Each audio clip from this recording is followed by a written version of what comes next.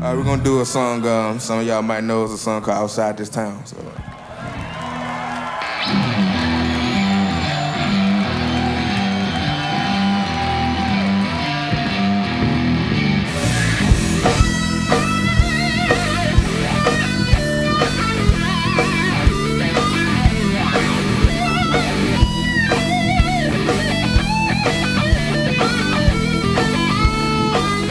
The story on Outside of This Town is one day I was in my living room and I wanted to write something that was like a hard-hitting blues rock tune. There was a lot of talent, in my town, but some people, they don't want to push the envelope and leap, and take that leap of faith and leave. So that's just how I feel. I didn't want to become one of the ones that stay there and, and reflect on what they did back in the day. Shooting for the highest star, want people to remember my name. If you don't understand, let me break it down. I know that there's life outside of this town.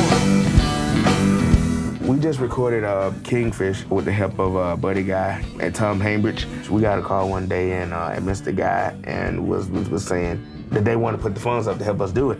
We got with Tom Hambridge and did a writing session, and it took us like 3 days to record it in Nashville, like November 2017. Some of the folks who are playing on it, Billy Branch, who's a Chicago blues harmonica legend, Mr. Buddy Guy, and definitely Kelmo. That I wanna go down, gotta do what's best for me. Ain't no hanging around.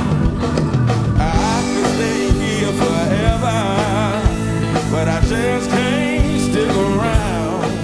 I have a custom Les Paul and tele configuration. It was made by a friend of mine up in Vermont by the name of Michael Schertoff. I'm also like a big Gary Moore fan. I like that heavy rock, distorted humbucker sound. So when I first played the tele-paul, it immediately got me there. On my guitars with humbuckers, I use Ernie Balls, Power Slinky 11s, and that gives me like a good beefy tone. And I have a Fender Strat that's from the new Ventura series that Fender just put out like a few months ago. Whenever I do songs that that has like smooth chords or with more caress, the Strat's always the go-to. A guitar that feels great, it'll make you not want to put it down. That's a feeling that every guitar that you pick up has to have. I use a Peavey Delta Blues 210. Peavey has always had a sound that I've been drawn to since I was a kid because when I was going around, hanging around my uncles and aunts, that's pretty much all they had for amplifiers was Peavey.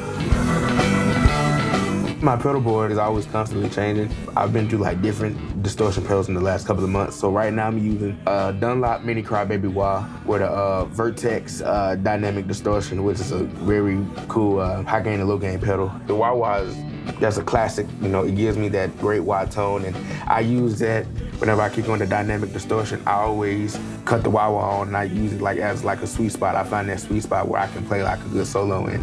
And I'm also using a way huge Octopus Mini. That one is just pretty much delay, and I add that like for maybe like color every now and then. Blues guitars that I'm influenced by, definitely Albert King, Freddie King, and I would say Little Milton, and just for like an honorary name, B.B. King. When the rooster crow, I'm leaving, and I ain't looking back. Well, my 3 biggest influences vocally, definitely Nate Dogg. He had a vibrato that I was always leaning towards to doing. And definitely B.B. King. B.B. King had a great voice that was powerful, especially in the blues. And Howlin' Wolf, he had that raw and edginess to his voice that I kind of want as well. Outside of this town, the Delta blues is raw, real.